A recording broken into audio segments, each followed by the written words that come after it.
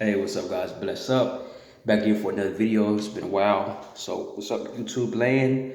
Still passionate about relationships as it relates to the biblical viewpoint and man, in this Western society, everything goes but self man and woman and growing and love and graciousness and in unity and in respect for one another. I actually did a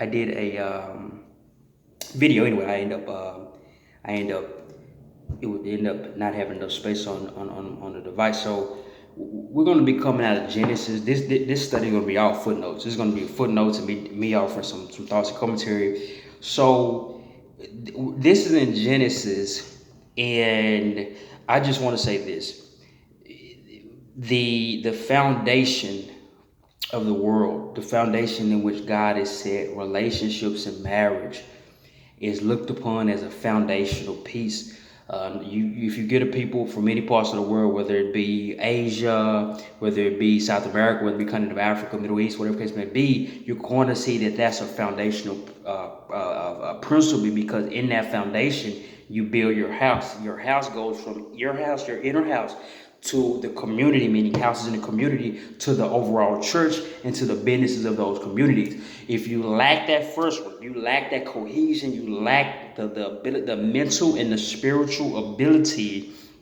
the mental capacity to know yourself, study yourself, improve yourself, know what you need, but more than that, know your purpose. See, marriage, a lot of times we're looking at this thing like somebody come save me, some Prince Charming. It's not that. It is a purpose. You're designed for a purpose for God. This particular marriage is designed to bring God glory. That's why God said, be fruitful and multiply. The fruitfulness and the multiplying part is to bring him glory. That's why the animals, he said, be fruitful and multiply. That's why the fruit, the apples and stuff like that, has seed in it. Why that seed is a testament to the creative power of the glory of God. We got to understand the foundation of a lot of this stuff, man, because we're in times now, as the days of Noah, they said, where it's a lot of twisting and turning, and it's a lot of pride too. And if you know about pride that comes before the fall, right? Some say, well, it's not so much that it does come before the fall, but it destroys. And that's the absolute sin of pride. It destroys. And if we understand our relationships that relates to our community, that's huge. That's huge. That's huge. And everything in the media, all of the propaganda, all of the stuff that's parroted around, the music, the TV shows, all of that, rarely does it promote peace. Rarely does it promote unity. Rarely does it promote reconciling. Rarely does it promote forgiving one another. Rarely does it promote humility and grace. It does not promote these things. The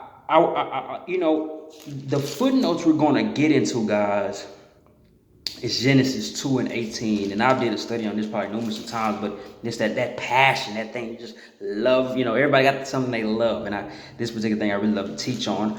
But I want to go back. Like I said, all this is going to be on footnotes. This is teaching from footnotes. So it's not even just a scripture, it's footnotes. And so in Genesis 1 and 27, it says, like I said, these are footnotes, so let's scale down. It says, other scholars seeing the pattern of male and female. Let me stop and say this too. I don't think this video might be long, and it might not, but it's. I gotta hurry up because I don't want my device cut off. So let me say this. If you notice, it says the pattern of male and female. That's how God designed it, right? I just want to make sure we know that that's how God designed it, right? And we cannot buckle to that. So you know what I'm talking about. Other scholars seeing the pattern of male and female have concluded that humanity expresses God's image in relationship, particularly in well-functioning human community, both in marriage and in a wider society. And this is footnotes for Genesis 1 and 27, guys. Traditionally, when he made him, that he made him in the image of man, traditionally this image have been seen as a as that is set man apart from the other animals. Ways in which humans resemble God, such as in characteristics of reason, morality, language, a capacity for relationships governed by love and commitment. And I would say this too with love. We got to make sure that we have a proper view of love. And I'm going to have to do a teaching on that, because there is a love that is fueled by emotions, and that's not really what we want. Then there's a love that is it continues to push despite the hardships. Yeah, that love we need in these days, especially.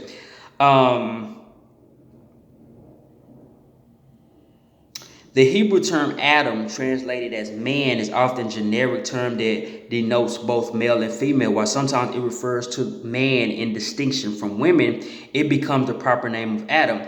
At this stage, humanity as a species is set apart from all the creatures on the earth. Let's continue. Verse 28, 1 and 28. And as God blesses the sea and the sky, so he blesses humanity. Be fruitful and multiply. This motif recurs throughout Genesis in association with divine blessings and serves, and serves as a basis of the biblical view that raising faithful children is a part of God's creation plan for humanity. That goes back to what I said a while ago, guys. It is a purpose for this thing. And the purpose goes back to the Most High. It goes back to the Creator. And he said, I think in Deuteronomy, I want to say 11, but he talks about, raising up your children for him. And he also talked about in Genesis, I want to say either 18 or 19th chapter, when he said, should I hide from Abraham what I'm about to do for him? For Abraham shall surely become why? Because he's going to raise his children up to do justice and walk in the way of me. That's very important, guys. One of the first testaments to God, one of the first praise to God is, number one, our godly marriage, but it's also to raise up godly children. That is a pleasant aroma to the Most High, because in a corrupt world, your children they're a testament to the way that the world should go. All right, and I'm gonna repeat this footnote. The be fruitful and multiply, it serves as the basis of the biblical view that raising faithful children is a part of God's creation plan for mankind. God's creation plan is that the whole earth should be populated by those who know him and who serve him wisely, and his vice regents or representatives. Subdue it and have dominion over it. I think couples and even individuals, before you get married or not, we have to understand that's why it's so, man, that person needs to be rooted, man, because this is not some picking somebody out of a blind hat. This is, in essence, we're doing ministry. In essence, we're worshiping God through this union. And we're blessing God because we're doing all that we can do to raise our children to walk in a way that is upright before God. Let's continue, guys, because I have about 7 minutes more, and I gotta rush through this really quick. Genesis 2 and I want to say 18. The footnotes for this go really good stuff. So the Bible talks about Genesis 2:18, not good. It is not good for the man to be alone, right? Not good is a jarring contrast to Genesis 1:31. Clearly, the situation here has not yet arrived very good. I will make him can be translated to I will make for him, which explains Paul's statement in 1 Chronicles 11:9. In order to find a man, to find a man a helper for him, fit for him, God brings him all the livestock, birds, beasts of the field, but none of these proves to be fit as a helper. I think that's very important, because when we think about this world and everything that's promulgated and pushed out, it's nothing but it's what's pushed out it's a counterfeit. The world pushes every counterfeit and say, this brings you joy, this brings you happiness, God has the plan. The Most High, Yah, has the plan. He say, It's not good to be alone, man. It is not. That's his commandment. Let's continue, guys. God brings the livestock, like I said. So none of the animals proved to be a fit for the man, a helper, a ezer, the ezer.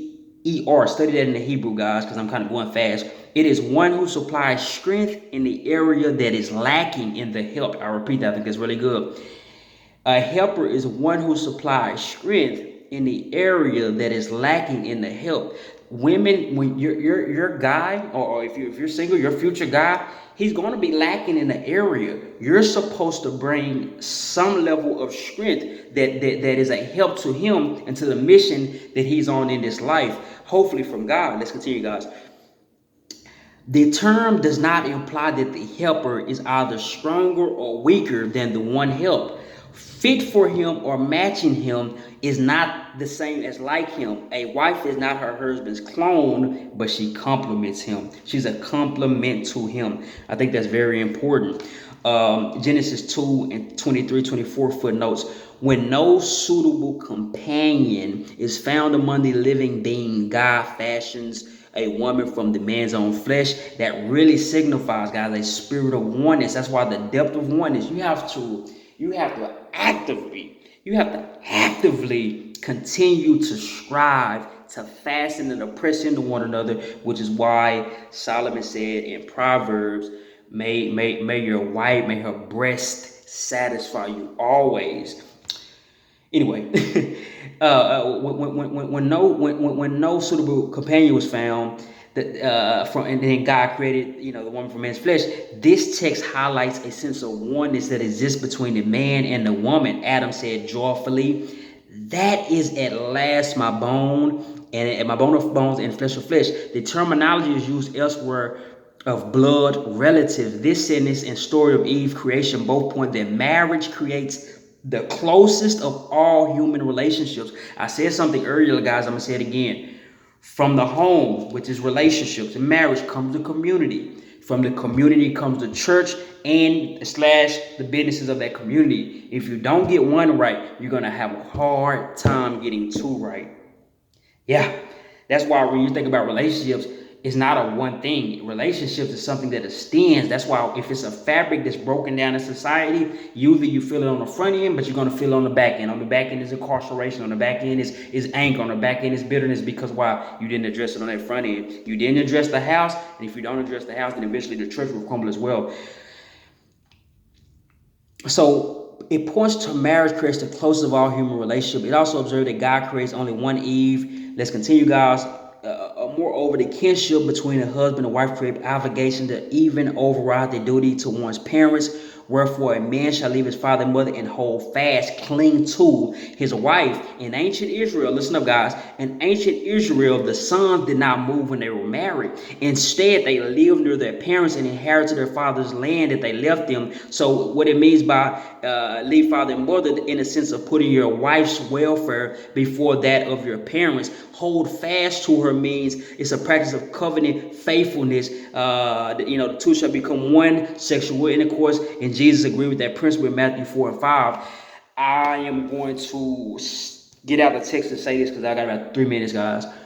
One of the biggest areas that the enemy has really penetrated when you're talking about spiritual stuff, spiritual war, is this pride, this arrogance amongst men and amongst women. And sisters, I don't pick on the women, but I think this is very important to say.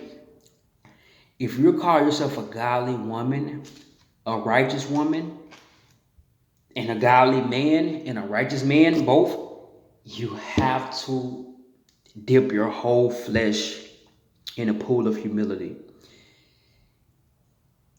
This world and those who control the industry, the movies and the TV shows and the music and a lot more other stuff, they will push anything that destroys humility, that destroys relationship, that destroys children, and that destroys that promotes childbirth. They'll destroy that. If you're a woman, you have to have a lot of humility. That's why you talk about gender wars that pop up.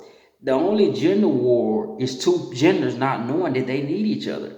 And that's pride, and that's ego, and that's hurt.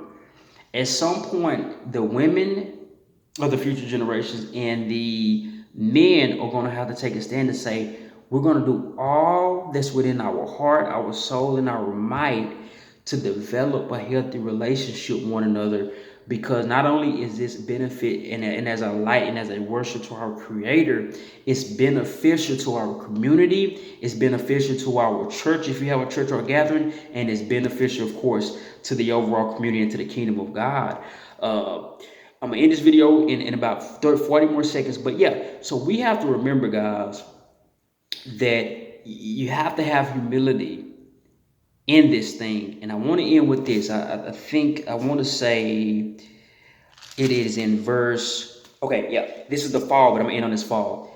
Verse 3:16 says, your desire should be contrary to your husband; he shall rule over you. These create that it is issues within the power struggle of relationships. Don't let that be you. Stay humble, grow, and learn. Peace.